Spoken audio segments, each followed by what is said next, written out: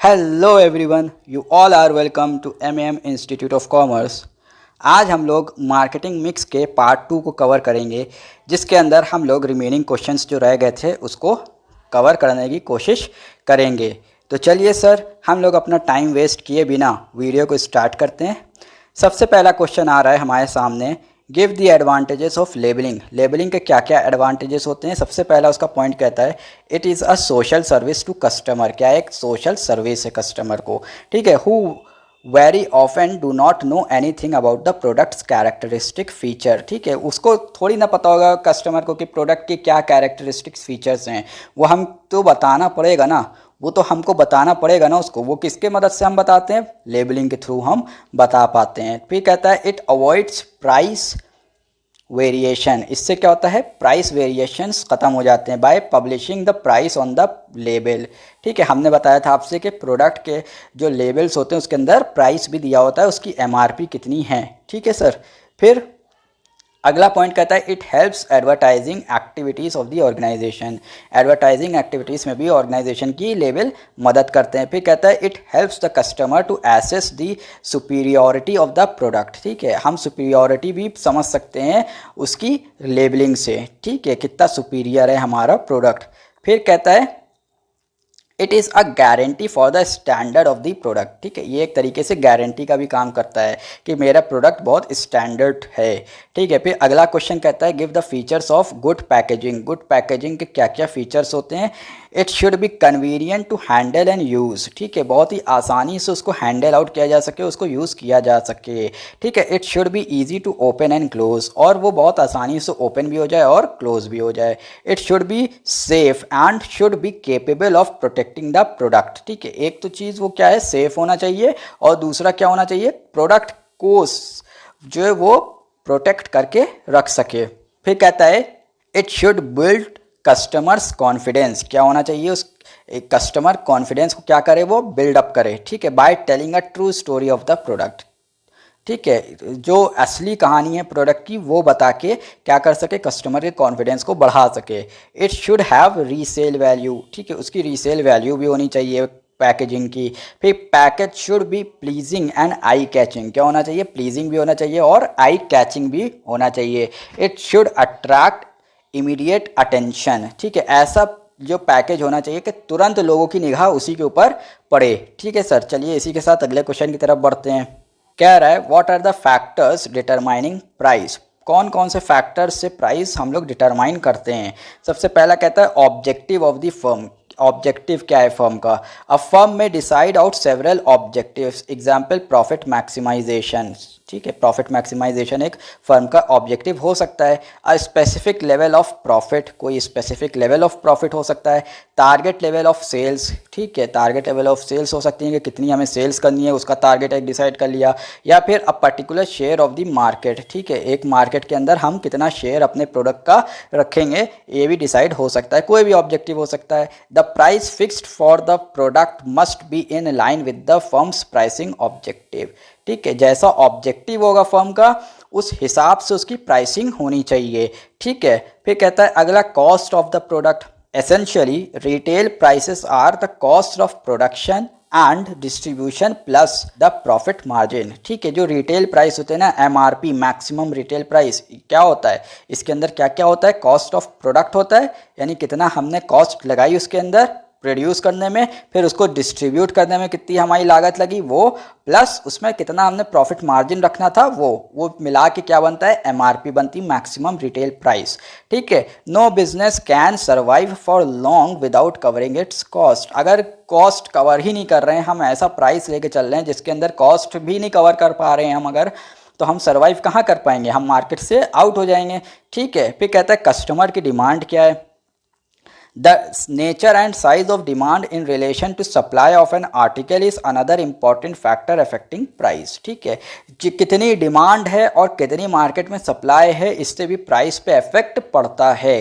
It may be necessary to sell below cost under conditions of exceptionally low demand. ठीक है, जब बहुत ज़्यादा डिमांड कम हो जाए, बिल्कुल ही ख़त्म हो जाए, लगभग ख़त्म पे हो डिमांड, तब फिर क्या करना पड़ेगा, हमें कॉस्ट से नीचे बेचना पड़ जाएगा। ठीक है, और अगर डिमांड बहुत अच्छी है मार्केट के अंदर तो हम कॉस्ट प्लस प्राइसिंग स्ट्रेटजी अपना सकते हैं। ठीक है, फिर कहता है competition in the market, prices charge by competitors often act as a guide in pricing decisions. ठीक है, तो जो कॉम्पिटिटर्स हमारे प्राइस चार्ज करने वो भी एक तरीके से गाइड का काम करता है। ठीक है, मार्केट के अंदर के हमें कितना प्राइस रखना चाहिए। फिर अगला पॉइंट आ रहा है quality and service. An article may be sold at a price much above the cost. ठीक है, एक आर्टिकल को हम कब प्राइस जो हम चार्ज कर सकते हैं वो कॉस्ट से कई गुना ज़्यादा चार्ज कर सकते हैं। इफ़ कस्टमर कंसिडर, अगर कस्टमर ये चीज़ कंसिडर कर रहा है कि the article is of exceptional quality,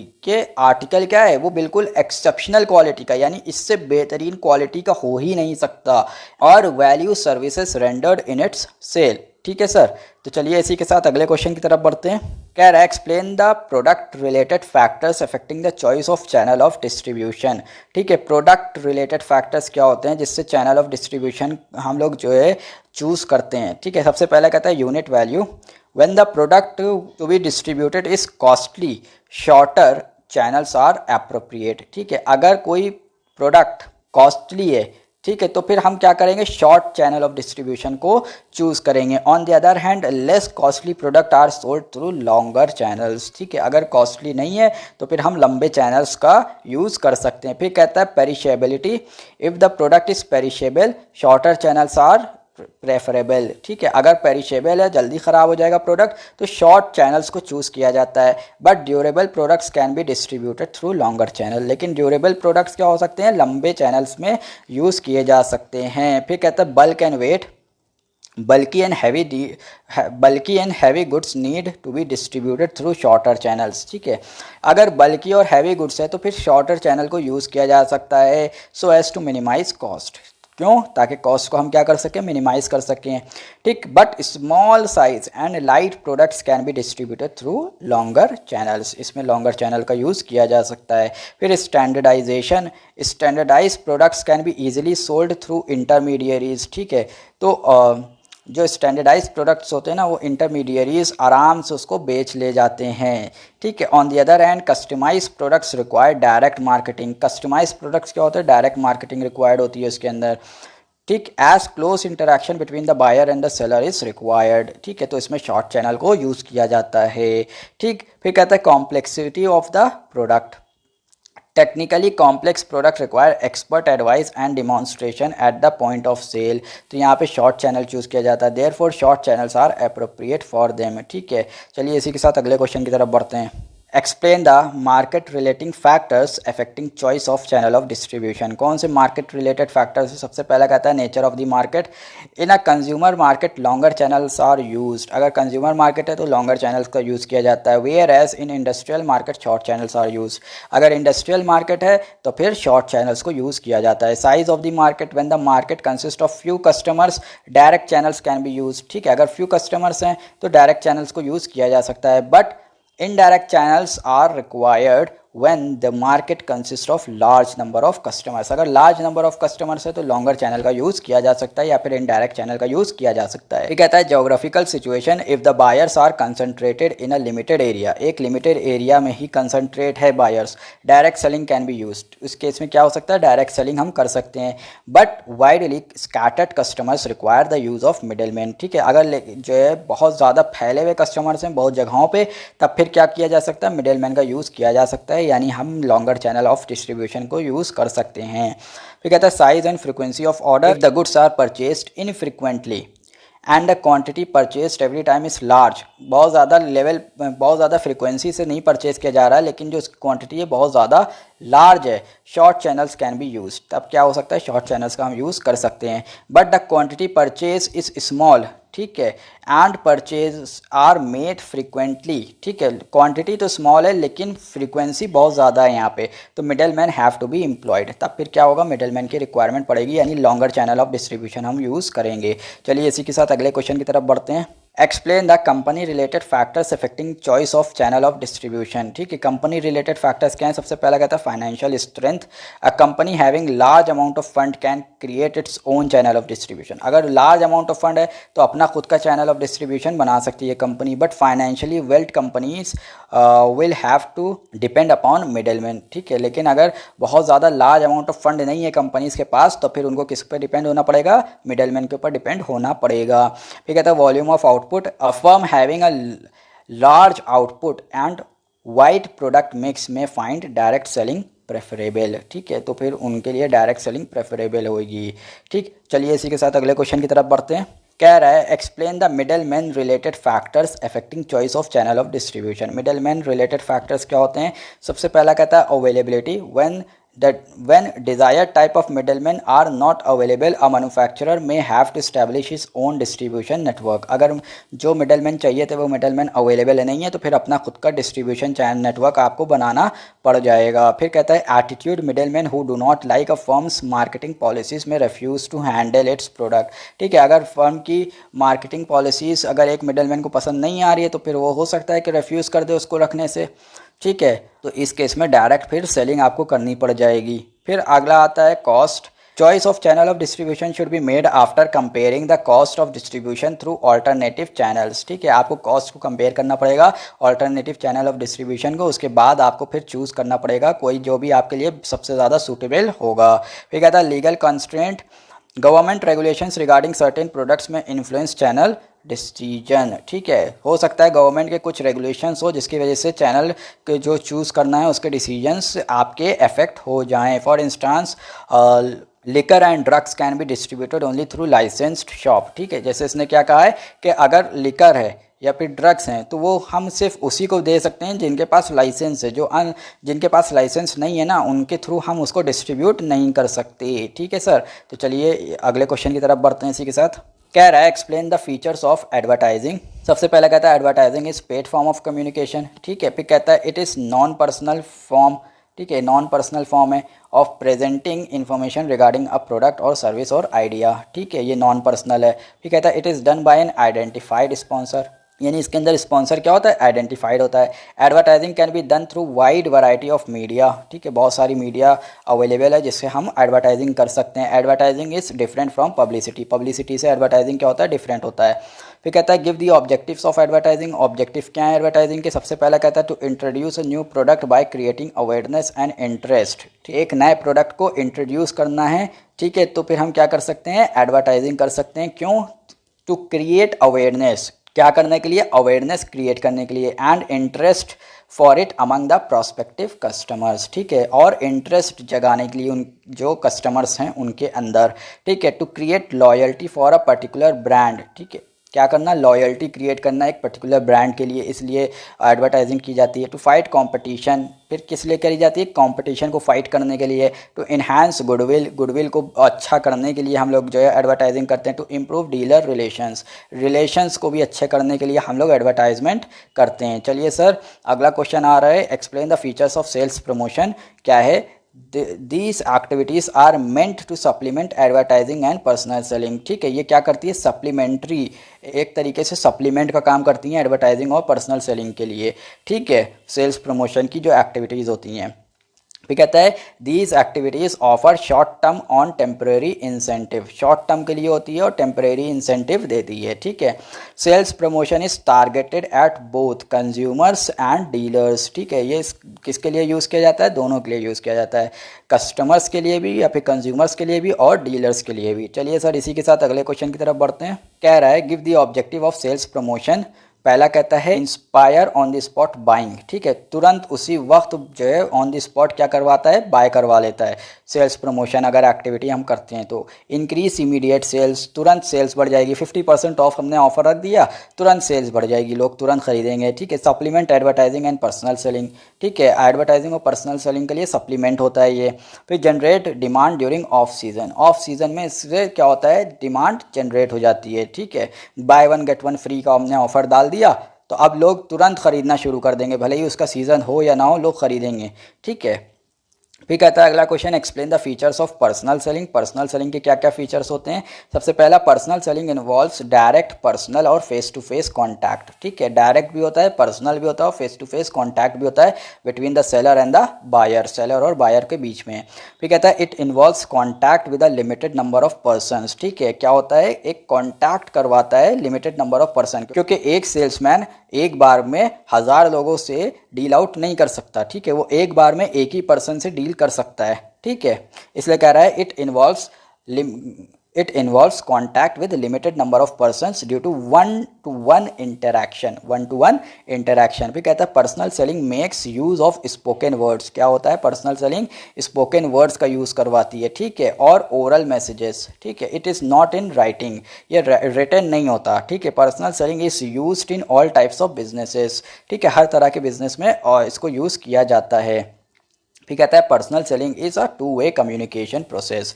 two way communication process क्या होता है, एक तरफ बायर होता है, दूसरी तरफ सेलर होता है, दोनों आपस में इंटरैक्ट कर रहे होते हैं, इसलिए टू वे कम्युनिकेशन होती है। फिर कहता है give the objective of personal selling. Personal selling के क्या क्या ऑब्जेक्टिव हैं। पहला कहता है to convert the interest and desire created by advertising into demand. ठीक है, क्या करना है, कन्वर्ट करना है किसको, इंटरेस्ट को, डिज़ायर को, किसमें, डिमांड में। ठीक है, फिर कहता है टू इंट्रोड्यूस न्यू प्रोडक्ट को इंट्रोड्यूस करना है थ्रू डिमॉन्स्ट्रेशंस एंड एक्सप्लेनेशंस। ठीक है, डिमॉन्स्ट्रेशन और एक्सप्लेनेशन के थ्रू। फिर कहता है to collect feedback from consumers. ठीक है, कंज्यूमर से फीडबैक लेना। To persuade consumers to switch over from rival brands. ठीक है, क्या करना है, हमें परसुएट करना है कंज्यूमर्स को कि वो स्विच ओवर कर जाएं, किससे, राइवल ब्रांड से, कॉम्पिटिटर से, और हमारे प्रोडक्ट को खरीदें। ठीक है सर, चलिए अगले क्वेश्चन की तरफ बढ़ते हैं। कह रहा है give the features of publicity. Publicity के क्या क्या फीचर्स हैं।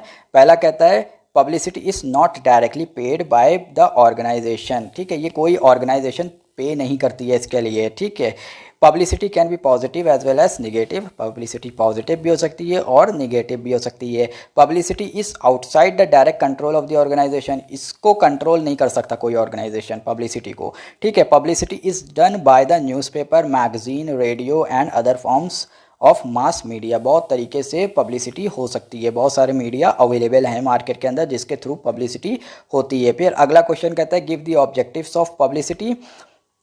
पब्लिसिटी के क्या क्या ऑब्जेक्टिव हैं। पहला आता है सबसे पहला कहता है to inform people about someone or something. फिर कहता है to highlight an organisation's contribution to society. क्या ऑर्गेनाइजेशन ने कंट्रीब्यूशन किया है सोसाइटी के अंदर। फिर कहता है to draw public attention to some noteworthy event. ठीक है, कोई नोटवर्दी इवेंट हुआ है जिसको लोगों को बताना है। ठीक है, फिर कहता है to warn people about undesirable activities or goods. ठीक है, कोई अनडिज़ायरेबल एक्टिविटी है या फिर कोई गुड्स हैं, अनडिज़ायरेबल गुड्स हैं, उसके बारे में वार्निंग प्रोवाइड करना लोगों को। ठीक है सर, चलिए इसी के साथ अगले क्वेश्चन की तरफ बढ़ते हैं।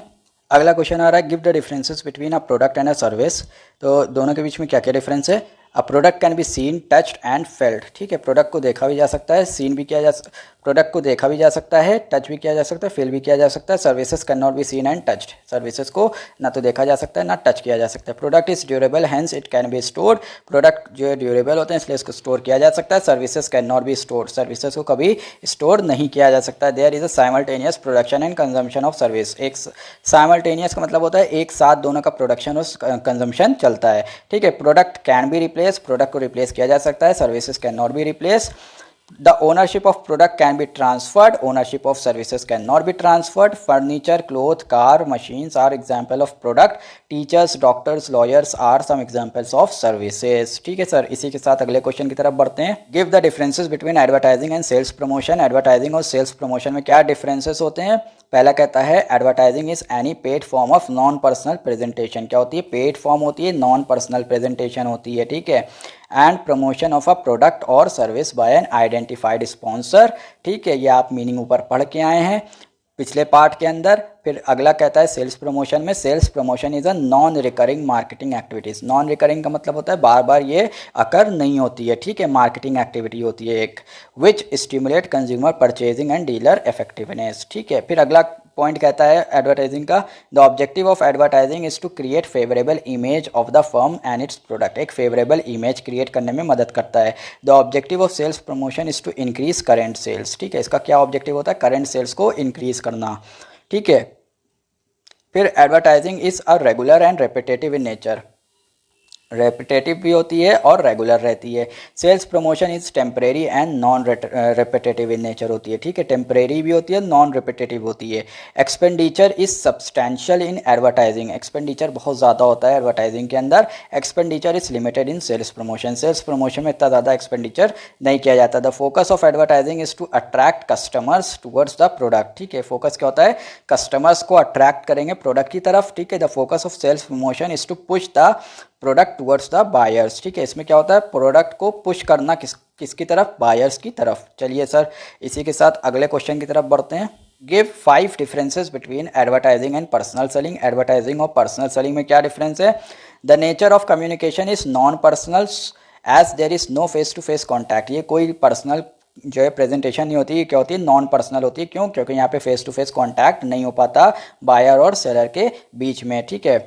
The nature of communication is personal, क्या होती है यहाँ पे, पर्सनल होती है, because there is face to face contact, क्या होता है, फेस टू फेस कॉन्टैक्ट होता है किसके बीच में, between the buyer and the seller, ठीक है। फिर objective of advertising is to introduce new product, नए प्रोडक्ट को इंट्रोड्यूस करना, फाइटिंग कॉम्पिटिशन, कॉम्पिटिशन को फाइट करना, इंक्रीजिंग सेल्स, सेल्स को बढ़ाना, एंड एनहांसिंग इमेज, ठीक है। The objective of personal selling is to achieving sales by satisfying customers, ठीक है, इसके अंदर क्या होता है, कस्टमर को सेटिस्फाई करना है, ठीक है। फिर अगला आता है same message for all covered by a particular media, एक ही मैसेज सबको दिया जाता है, ठीक है। यहाँ पे क्या होता है, message is specific and tailored to each customer, ठीक है, हर कस्टमर का एक अलग तरीके से डील आउट किया जाता है, हर कस्टमर के साथ एक अलग तरीके से डील आउट किया जाता है यहाँ पे पर्सनल सेलिंग में। Flexibility is low in advertising, advertising में फ्लेक्सिबिलिटी इतनी ज़्यादा नहीं होती है, flexibility is high in personal selling, personal selling में फ्लेक्सिबिलिटी बहुत ज़्यादा होती है। Feedback is delayed in advertising, advertising में फीडबैक बहुत डिले हो जाता है। Feedback is immediate in personal selling. Sir आखिरी क्वेश्चन है इस चैप्टर का, कह रहा है give 5 differences between advertising and publicity, advertising और पब्लिसिटी में क्या क्या डिफरेंसेस पाए जाते हैं सर, तो कहता है the identity of the sponsor is clearly known, ठीक है, एडवर्टाइजिंग में जो आइडेंटिफाई स्पॉन्सर जो होता है वो बिल्कुल आइडेंटिफाइड होता है, ठीक है। फिर कहता है the identity of the sponsor is not clear, ठीक है, पब्लिसिटी में आइडेंटिटी क्लियर नहीं होती है स्पॉन्सर की। The advertiser has to pay to the media owner in case of advertising, ठीक है, एडवर्टाइजर को क्या करना पड़ता है, पे करना पड़ जाता है, ठीक है, एडवर्टाइजिंग में। It is non paid form, ठीक है, पब्लिसिटी क्या होती है, नॉन पेड फॉर्म होती है, hence it does not require any payment, इसलिए उसका कोई पेमेंट रिक्वायर्ड नहीं होता इसमें। फिर कहता है advertising is commercial transaction, advertising क्या है, कॉमर्शियल ट्रांजैक्शन है, publicity is not a commercial transaction, ये कोई कॉमर्शियल ट्रांजैक्शन नहीं होता है, ठीक है। The sponsor has control over the content and timing of the message, ठीक है, कंटेंट क्या है, टाइमिंग क्या होगी मैसेज की, इसके ऊपर कंट्रोल होता है स्पॉन्सर का। Media has control over the content and it's timing, ठीक है, यहाँ पे किसकी कंट्रोल होता है, मीडिया का कंट्रोल होता है। Advertising is less credible, publicity is more credible, ठीक है सर। तो इसी के साथ आज की वीडियो को हम लोग ख़त्म करते हैं। आई होप कि आपको बहुत अच्छा लगा होगा, सारे कॉन्सेप्ट समझ में आए होंगे। अगर कोई क्वेरी आपकी है तो कमेंट सेक्शन में आप पूछ सकते हैं मुझसे, मैं ज़रूर उसका जवाब दूंगा। वीडियो को लाइक करिएगा, चैनल सब्सक्राइब करिएगा और बेल आइकन दबाना मत भूलिएगा, नहीं तो लेटेस्ट अपडेट्स आप तक नहीं पहुँच पाएंगी, ठीक है। और अपने फ्रेंड्स के साथ इस चैनल को ज़रूर शेयर करिएगा ताकि उन तक भी ये सब चीज़ें फ्री ऑफ कॉस्ट पहुँच सकें। Till then goodbye, thank you so much.